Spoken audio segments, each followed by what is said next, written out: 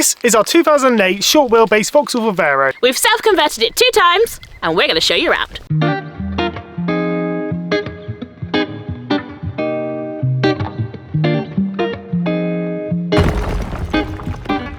Welcome to our dining room, living room, bedroom, kitchen and bathroom. This is where the culinary magic happens. It's made up of 2 units that are supposed to go on the wall of an actual kitchen, but they fit perfectly on the floor of our van. This beauty is one of my favourite things in the van. It's a piece of live edge ash. Is it ash? Yeah, ash. That we got from a local sawmill back in Bath. Behind this magic curtain is where all of my cooking utensils live. This is the cutlery drawer. It's attached with Velcro. It's supposed to be able to lift up and slide out. It doesn't. So I just shove my hand in and hope for the best. It's like a lucky dip, really. Yeah. This is also where our spices live. Oh, can't go anywhere without my Dun's all-purpose. If you reach down into the depths here, this is where our cooker, our pots and pans, our plates and cups are. Pull this back. Oh. Cooker. We've got quite a simple sink setup. We've got an on-the-counter sink that's slightly routed into the countertop, a USB-powered tap that feeds down into these cupboards. Yeah, no, stay open.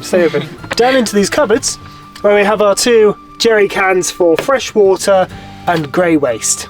Really simple setup, works really well. We only have to charge the tap once every week and a half, 2 weeks. They're both 25 litre tanks, so we can go for maybe 3-4 days in the winter. So leading from the kitchen, you come down the hallway into the living room and bedroom space. We start off with a corner sofa, which extends out into a rock and roll bed. When it's back in its sofa position, we have 2 access hatches for clothing storage. A little his and hers. No, we didn't paint the inside of the doors. Yes, we are lazy. It goes the whole depth with a 60cm bed. Mine's a bit smaller because I have the wheel arch, which all Vauxhall Vivaros have, sadly. But it's ample storage for clothing. When it's in the sofa position, we have the 2 cushions on the bottom and the back here, which are both from futon, and they're actually single bed mattresses that we just use stacked up. Now I've got to turn it into a bed.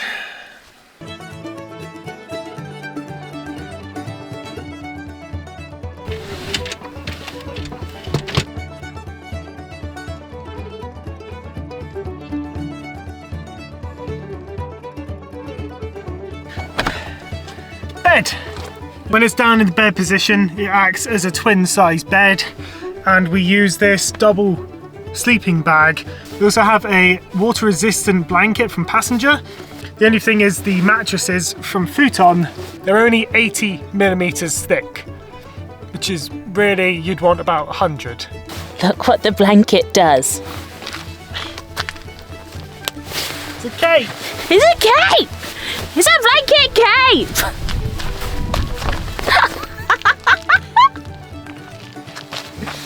This is how we did the bed frame. It's just alternating slats and it's made from scratch. First time doing something like that, so it's a bit of a messy build, but it works for us. As I said, it's a rock and roll bed and we have no resistance pulling the bed out. This magic thing attached to this cupboard is actually our table.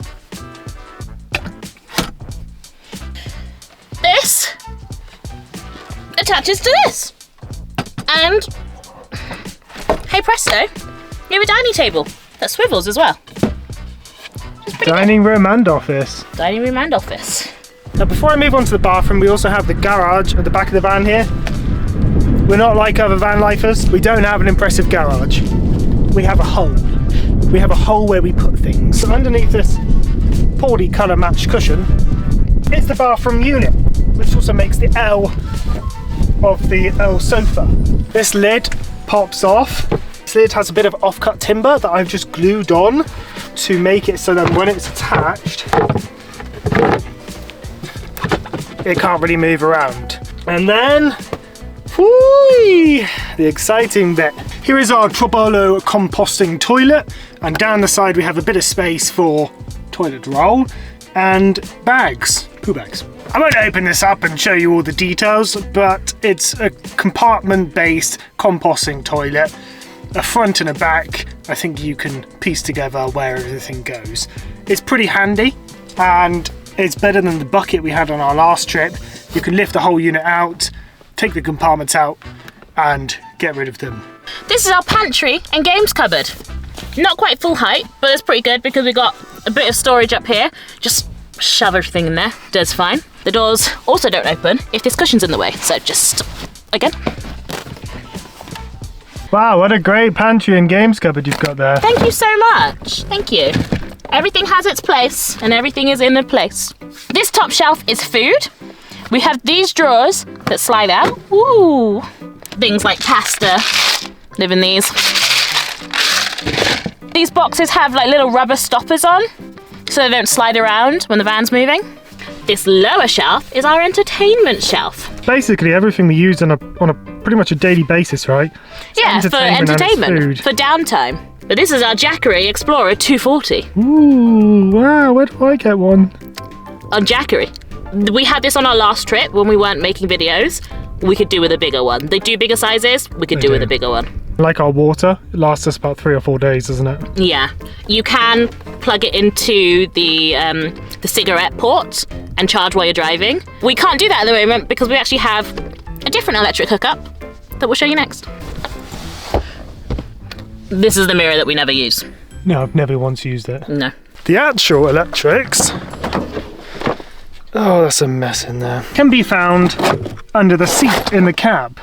That's the consumer unit. It's recently fallen off. And in here is casing for all of our electrics, and under the other seat is the casing for the diesel heater. So our electrics are basically used for the diesel heater and for the 24 volt when we're hooked up to the mains, and the occasional use of the 12 volt to charge our phone also. You should always say that we didn't do the electrics ourselves. We're going to tell them we didn't do it? Yes. They could just think we did it. No. We didn't do the electrics ourselves. Yeah, we didn't do the electrics ourselves. We only had like 5 weeks. 5 weeks before we were going to hit the road. We did have a previous build before this. I'll put some pictures up on the screen right now. It was our first conversion of the van. Simply a couple of benches. We didn't have electrics, and we slept every night on the roof tent. It was before this trip, 5 weeks before this trip, that we decided to do this conversion.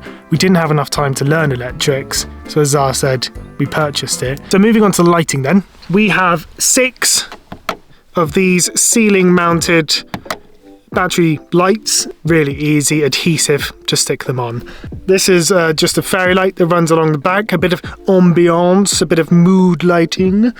And we also have, let me reach for it, these rechargeable lights, which are really powerful, really bright, and they're really good for like if we need strong evening lighting to see our cooking and washing up, but they don't last very long. I'd say using them sparingly, they'll last for 2, maybe 3 days. We also have a fuse box here in case the fuse blows, and we would not know what to do if that happened.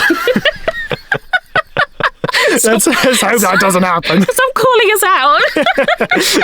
Oh yeah, fuse broken. Okay, we'll probably just go home now. If you haven't noticed, we both have a lot of curly hair. So we need a lot of hair products. This is our hair cabinet. It also doubles as our towel rack. These pop out. Our towels hang and dry on it. To divide the living space and the cab space, I made these curtains. I cut them myself. I cut them and then I just used hemming tape. This is, oh, that's mucky. This is our flooring of the van. Firstly, isn't this lovely? This is really cute. Zara made this. She stenciled this. I think it's beautiful. One of the best bits of the van, actually. Aw, thanks. Yeah, I really like that. A bit of rug, for a bit of warmth, and of course, for mud. If you've seen any other tours, you've probably seen these before. Where's he going? These little bad boys are very cheap, focus, are very cheap magnetic hooks. Living in a van, there's a lot of metal. Also, the ceiling is carpeted. Don't look too closely. It's a pretty ugly, rubbish job. It was the hardest thing we did in the van. It does also look the worst. Yeah, we bought really cheap carpeting, and it shows. I'm going to show you the outside quickly. Bear with us. Two things on the top. We have a tent box classic, and we have a we have a tent box awning. The awning, it's good if you're at a campsite for multiple days, but other than that, we've never really used it. We've used it twice or something. On the side door, the back door, and the front two doors, we have a Vanguardian alarm system. If anyone tries to touch the van when it's armed, it makes a hell of a noise. This thing really sets off, so it's just a bit of added protection and security. And that is pretty much the van tour. We haven't done much to the exterior. A couple of decals, including this bad boy. If you've seen our videos, we called our van Appa. You could probably work out why. And I'm not going to show you the cab because it's messy, dirty, and it just looks like a builder's van in there. That is our Vauxhall Vivaro micro camper that we converted twice. First time in 4 weeks, the second time in 5 weeks. Oh God. We've taken around Scotland for 5 weeks, we've taken around Europe for 90 days, and now we're on our second 90-day trip around Europe. If you have any questions on specific things, where things have come from, how we built things... Ask an expert.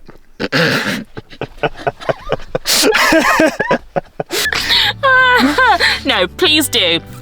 Drop us a message or put it down in the comments. We'll do our best to answer the questions. And send you links to things if you need them. You didn't show the little door handles. Oh yeah, the little door handles. These are from Etsy. Yeah, they're really good. I really like them. No, you just didn't put it on properly. That's Ben's fault though. That's not Etsy's fault, that's Ben's fault. Yeah, actually really cute door handles. Yeah. Right, should we go get some dinner? Please. See you next Sunday.